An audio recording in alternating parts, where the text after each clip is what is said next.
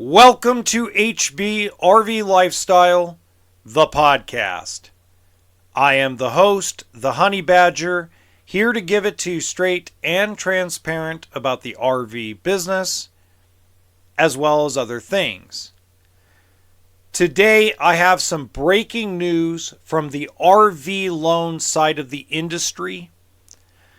This has also been a very tremendous week for the podcast.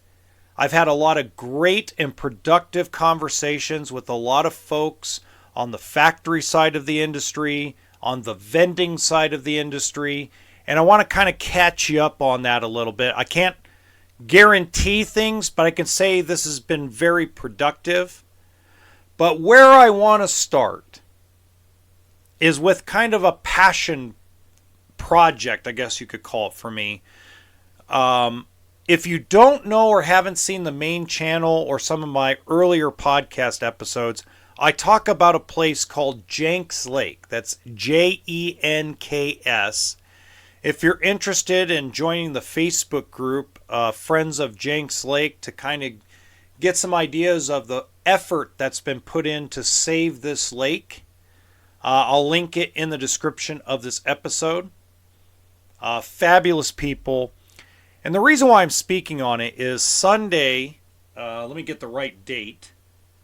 Sunday, April 21st, I will be at Jenks Lake at least from probably 6 in the morning to probably 10 or 11 in the morning. I'm going to be out on a float tube, fishing in the middle of the lake, doing a bunch of filming for the main channel, doing a bunch of filming for Facebook and Instagram, to kind of update people about kind of like conservation, I guess you could say. So to give you a little background, a couple of years ago, Jenks Lake was starting to dry up. The flume, or as I like to call it because I'm a simple-minded fool, I call it the inlet, they call it the flume. They're more right than I am, by the way. Feeds the lake from a creek called Frog Creek into the lake. And it's been something from my childhood. We're talking about, I've been going to that lake for, oh my God, 35 years now? At least this year will be 35 years. So I've been going there since I was 5 years old. I learned how to float tube on that lake. I learned how to jig fish on that lake. It's where I first learned to catch largemouth bass. It's where my daughter Brenda first caught her very first catfish. To give you even bigger perspective, it's the first lake in the United States that I took my wife and kids to when they came to America from Mexico. So a lot of you don't know a lot about me, obviously. I mean, I give you bits and pieces here and there, but I lived in Mexico for a significant period of time. Okay? I didn't meet my wife there. I actually met her in Las Vegas. That's a story for another day. But my wife had a teenage son when I met her. Well, he wasn't quite a teenager, but he was pretty close. And she was pregnant with Brenda and Joanna. And Brenda and Joanna, as she was pregnant with the twins, I should say, her son passed away of a brain aneurysm. Okay. While she was in Mexico. So she was in Mexico visiting family because, twins is a high-risk pregnancy, right? So what ends up happening is she comes back, has to deal with the kid passing away, everything that comes with that, while being pregnant, while being in a high-risk pregnancy. She goes back to Mexico because that's where her mom, dad, and all of her family live, to mourn. So my children were born in Puerto Vallarta, Mexico. And they didn't come to the States until they were 5 years old. Just to kind of give you an idea. And, they really have never went fishing before. I mean, not a lot of places to fish outside of the ocean in Puerto Vallarta. And they hadn't gone there and done that, really. So it was an experience. So Jenks Lake is really their first experience. The first time they've ever fished off a raft or a boat was at Jenks Lake. So this is very close and personal for me. So as the lake was drying up, I actually did a live stream with a guy named Bob Holleran. Bob is an awesome dude. Bob was there the day my daughter Brenda caught that catfish. She caught this bullhead catfish, it's about a 4-pound catfish, out of the lake, brought it onto the raft, and one of the fins punctured a small hole in the raft. And I'm sitting there trying to oar my damn kids and my wife. And at the time, my wife had broken her foot. So imagine, she's hobbling in a boot. And we're trying to get back to shore because this damn catfish poked a hole in the raft. I mean, my kids learned patience fishing at that lake. So between Bob and a few others, I brought attention to it. Not a lot. About 4,000 people watched that live stream off the YouTube channel. And I just kept trying to create content for it. And, over time, I found and talked to over the phone and over email and over messages. I talked to folks that had that same sort of passion for that lake. And there were a lot of volunteers, and I want to give those volunteers their credit. They pretty much saved that lake. State of California wouldn't do it. Federal government wouldn't do it. Firefighters wouldn't do it. It was all volunteers. And to this day, there's still people that walk that inlet / flume, which flume's the right term, but, I'm a dummy, and still clean it out. I remember the last time I was up there was last year, and Bob and I were just walking up and down part of the flume, just cleaning leaves out and cleaning things out so the water would hit the lake. And then we California got great snow, great rain. And I learned something from this whole experience with it. And what I learned is we, the people of the United States of America, form a more perfect union. And the reason why is because we, no matter what we could be, it doesn't matter about our sexual orientation, our political views, our culture, our skin color, our gender, our philosophies. It doesn't matter. We can all come together and make things happen.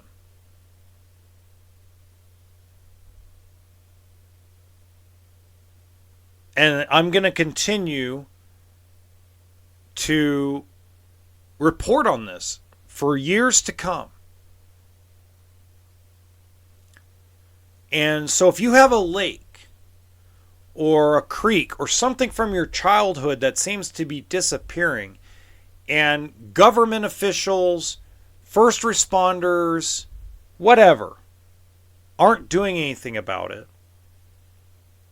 realize that there are other people that more than likely feel the way you do. And between all these volunteers and between influencers and getting information out and finding small donations of $1 here, $2 there, How about buying waters for volunteers, or going up and taking a seat and handing out flyers? Hey, save this. This is a necessity.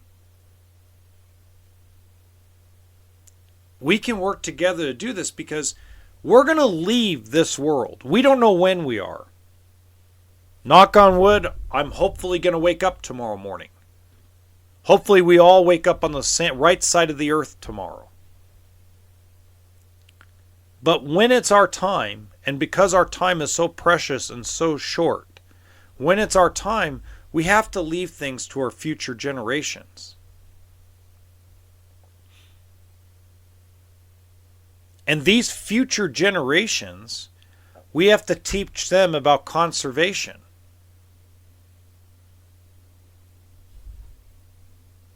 We have to teach them about saving things, even if they're man-made. Even if they're a man-made lake or a man-made reservoir. How do we conserve those things? Not how do we abuse them? How do we suck all the resources out of them? No. How do we conserve them so future generations can enjoy the same things that we did?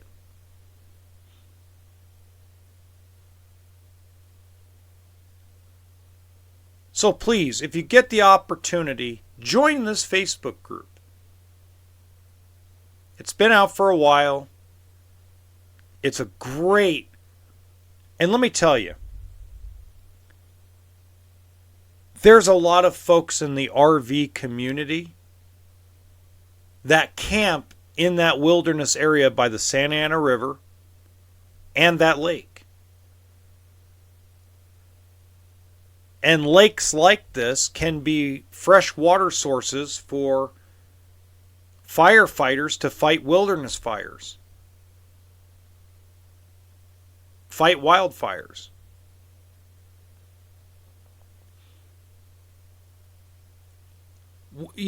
I'll give you an example. So here's one of the biggest things I learned from that experience.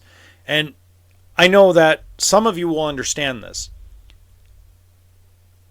I found that once you reach a certain level of income, or a company reaches a certain level of valuation or monetary value, the less they can say. That's a fact of life. I've had some really good conversations with banking people, lenders, manufacturing reps, presidents, CEOs of major companies. I've had fabulous conversations with these folks. And I know a lot of the stuff that people tell me in confidence and in private, including my former sources, they can't come out and say publicly. Or if they were to say something publicly, they'd have to really change their verbiage.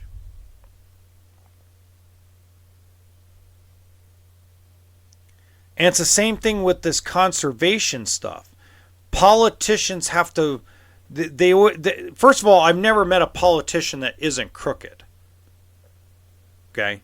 You can argue with me about that all you want. That's my personal opinion. You can have your own. But I don't care if you're a former business owner, a reality TV star, an actor. I don't care if you're a bartender prior, anything else. Politics changes people. Being a politician or becoming a politician changes people for the worse, not for the better. That's my opinion. That's probably not a fact. And it's more of a general, broad statement.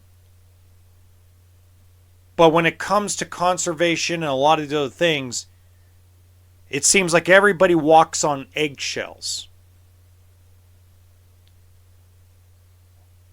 I'll give you an example. I reached out, and so did several other people in this group, reached out to billionaires to see if they would buy the lake or donate to a fund, a campaign fund for some fuckhead politician to get the ball rolling, to get the government to move in. And you just find that no matter who you talk to at those levels, even though it is a man-made lake, and even though there's a lot of animals and a lot of wildlife and a lot of trees and a lot of homes and a lot of people that depend on that lake, and that's a great source of revenue for the county, the city, the area, it's like they're all walking on bloody eggshells. And I got pissed at it at first, but the more I've gotten into this, the more I understand the eggshell walking. And most of you are like, what? And I'm like, look, I'm the honey badger, right? Close your kids' ears. I'm the honey badger because I don't give a fuck. And that's kind of the attitude that I have with a lot of things. But I've understood as I've gotten older, I've understood that there are situations to be that guy, and there's situations where if I want answers on something like how to get a lake fixed, how to get a river conserved, how to save a campground, any of those things, I have to rein in that persona a little bit and redirect that energy to get the answers I need so I can get the project done. I was not directly involved in getting that lake saved. It was all these volunteers.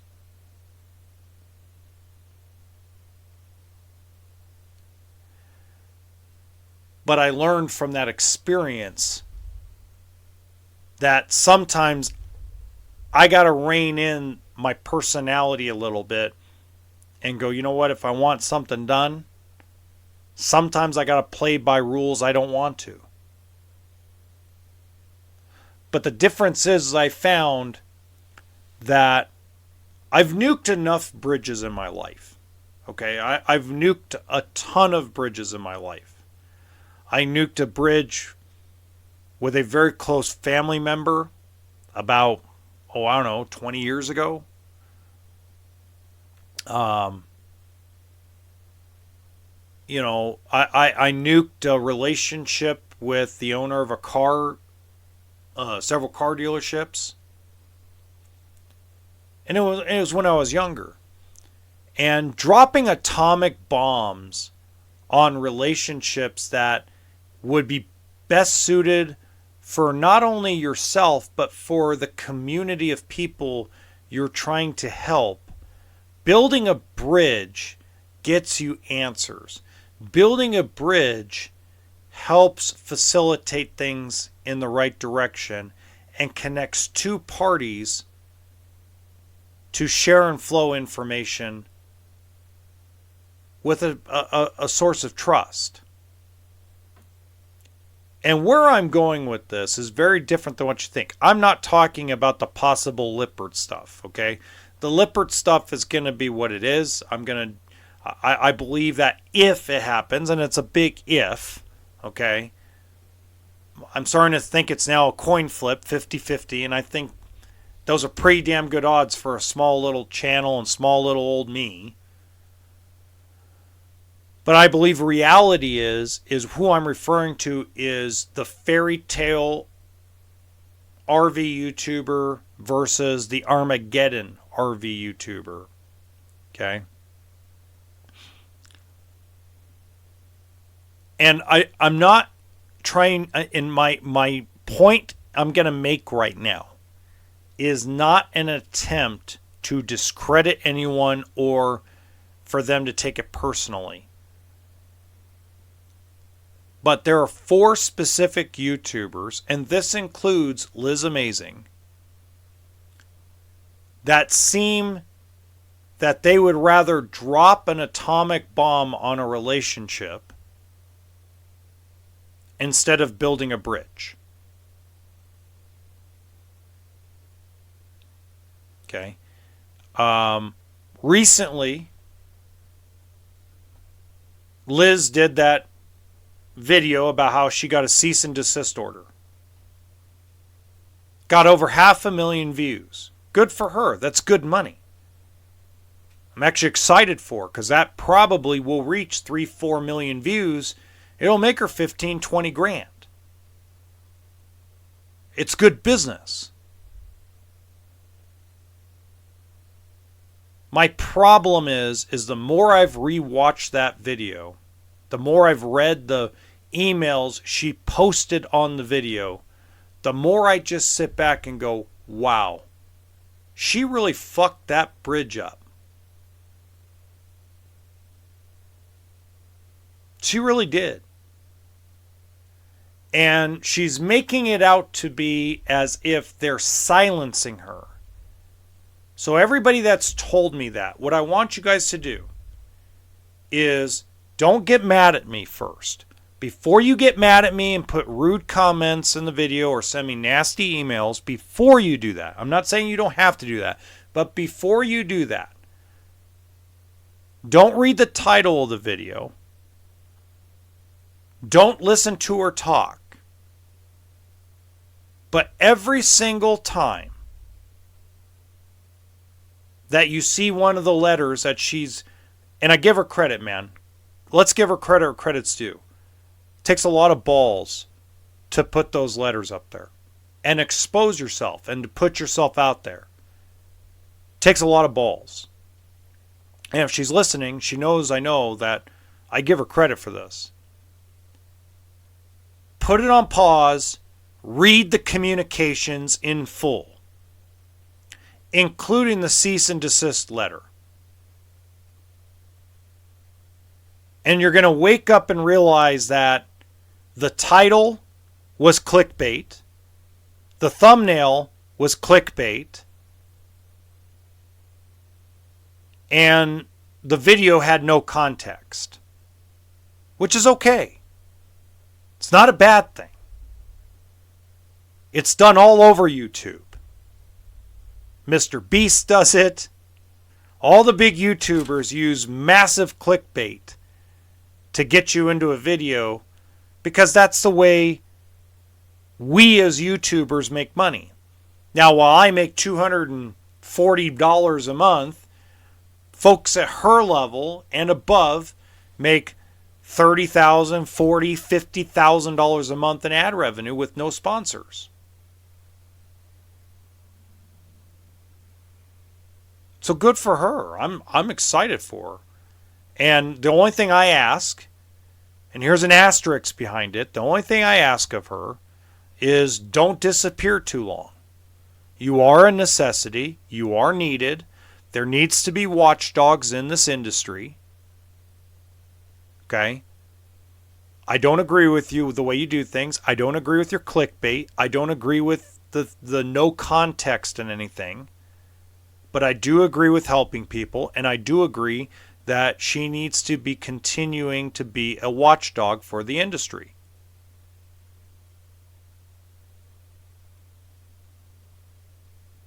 Period. But we need to have context.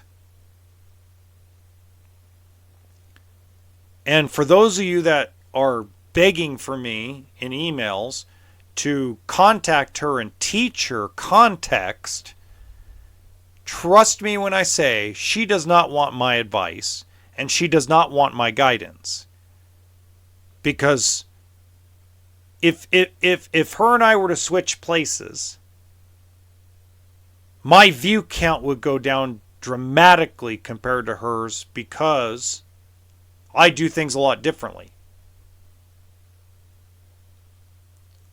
I don't target the people that watch Sean Hannity or Anderson Cooper and negative.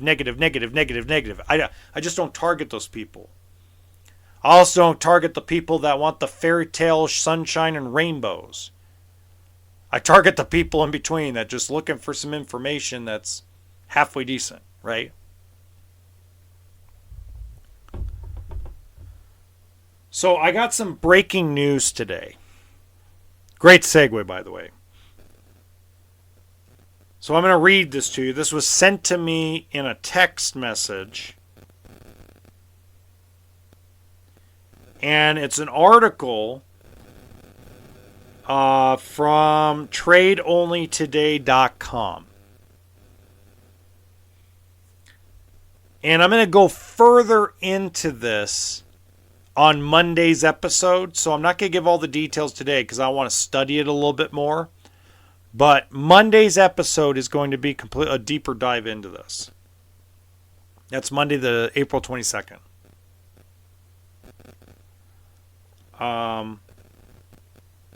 It is rumored that M&T Bank may be exiting the RV industry on the retail side. I don't know about the flooring side or the inventory loan side, but basically the article goes into detail about the trouble and the losses M&T are taking in the recreational industry. This includes boats. And why this is important is because M&T Bank is the last lender that has an automatic approval process that does not require us to run your credit through their bank.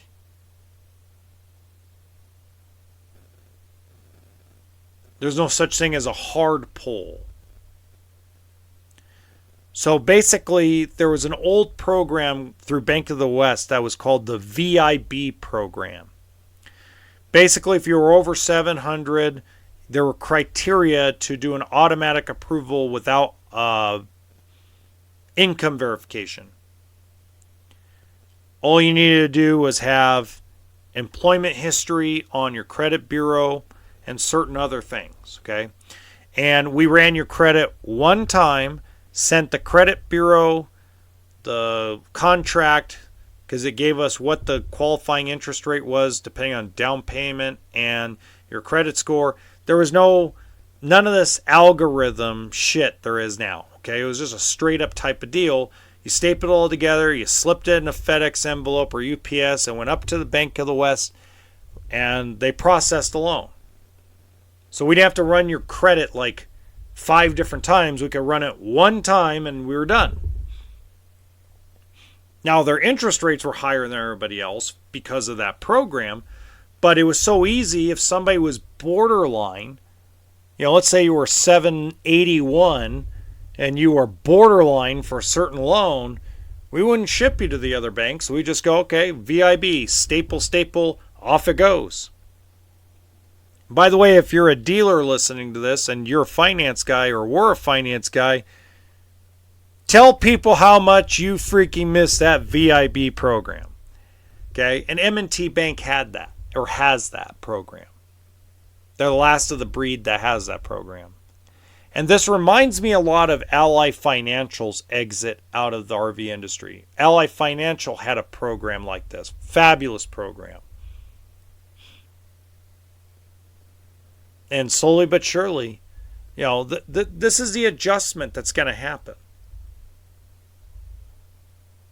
Repossession rates and foreclosure rates on cars, boats, and houses skyrocketed in a lot of areas across the United States over the last 45 days. So far, the RV industry has not been hammered that hard yet. But where the RV industry is getting hammered on the loan side of things is through the inventory loans. And I'm going to go into that in a lot more detail on Monday the 22nd because I don't want to bore the crap out of you guys. Okay? A lot of things are going really well in this podcast. Better than I thought, but faster than I thought. I sent an outline out to the marketing division of Lippard, and we'll see what happens. roll the dice. We're going to see what happens. They seem to want to make something happen on their end. I want to make something happen on my end. We're now at the meeting of the minds. I sent them a 5-page outline of what I wanted to do. And we'll see what their marketing team says. It's going to be a process. It's a corporation. It's publicly traded, if I remember correctly. So there's processes involved. It probably has to go to a couple of executives. It's probably going to be signed off by a lot of people. We'll see what happens. I think the chances of it are really good. But there are other interviews coming too.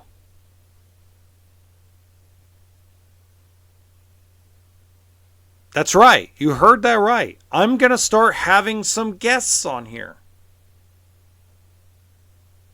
So you don't have to hear my boring ass all day. You hear it from somebody else as well. I got reached out to by a few folks that are either part of the resort side of the industry, the banking side, the manufacturing side, the vending side. I've been getting some phone calls, man. It's been crazy. I'm a little excited. There's a lot of potential that's going to happen. I get mad. I have a lot of emotion and passion to me, especially when I start going nuclear and cursing like a sailor.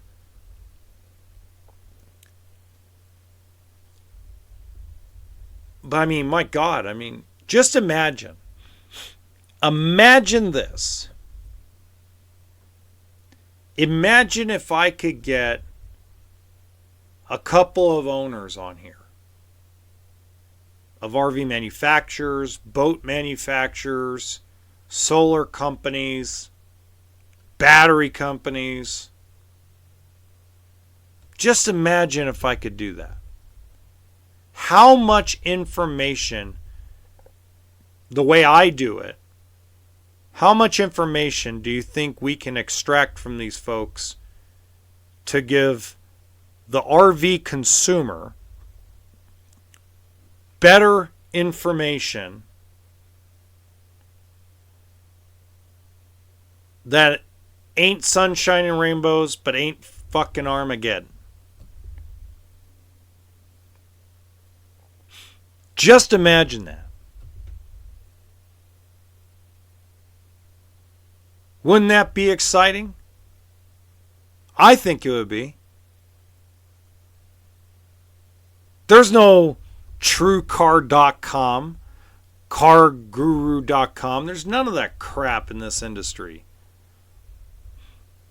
So it's hard to get straight answers. There's no blueprints for hardly anything.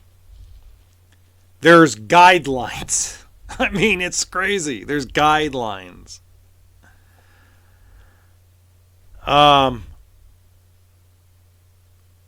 Officially, I have received over 14 product sponsorship offers in the last 5 days.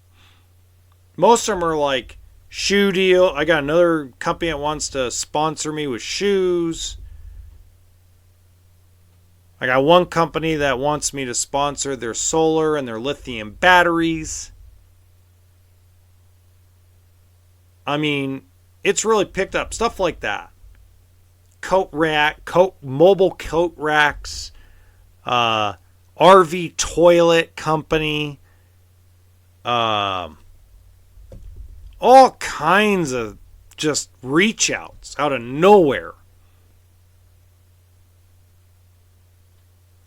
And the majority of these companies that reach out to me, and I'm talking about the super majority, aren't even connected to an RV manufacturer or a vendor on the wholesale side. These are all like independent, some of them startup companies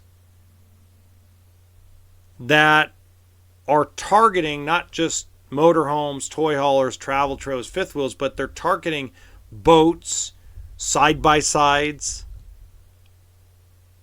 agricultural trailers. I mean, I got one guy that sent me a proposal for a 12-volt refrigerator.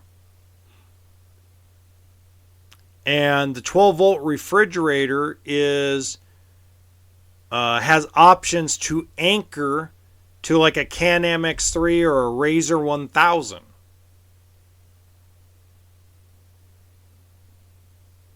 And has different little hookups for like the cigarette lighter. So you can keep your stuff cold while you're driving your side-by-side through the desert. Without having ice. Without having to be a cooler with a big old bulky compressor. You know. So there's a lot of interesting things that are happening. And the reason why I'm talking about it is because I believe you guys should know. Because realistically, in my humble opinion, you guys are the reason why I'm getting this stuff. If it wasn't for you guys, you folks, if it wasn't for the listeners here on the podcast or viewers on the podcast, if it wasn't for the subscribers and viewers on the main YouTube channel, if it wasn't for the folks that follow me on TikTok, Spotify, Amazon, iHeartRadio, Apple Podcasts, I'm probably missing a bunch, I wouldn't be here. And it makes me feel very humble. And it also motivates the shit out of me to keep doing the best I can every single month, every single year, until the day I decide I can't talk anymore, or health-wise I can't do it. I'll be probably doing it with my teeth all out of my head and having gums and no hair and in a wheelchair. Welcome to HBRV Lifestyle. Walking to this podcast and getting on here and being the mean son of a bitch I know I can be. Because I believe that, truly in my heart, I believe that it's my responsibility now to continue this journey because it's helped so many of you. And I want to continue to do that. So until next time, have a good one. And if you happen to be in the San Bernardino Mountains and on Sunday, April 21st, come to Jenks Lake. I know a lot of you like to show up to the dealership. I've had some great conversations with you guys at the dealership. One thing before I go. If you come down to the dealership, you can tell Will or Danny or Kevin or Jason that you're here to talk to me. They won't be offended. I know some of you guys don't know how to tell them this, but you can tell them you came up here to visit me. I'm not going to feel weird about it. It felt weird the very first time. But now it's happened more than 50 times in the last 2.5 months where some of you folks have driven from far and wide. One of you took your own personal plane and flew over here. I'm more than happy to talk to you. More than happy to show you around. More than happy to spend time with you.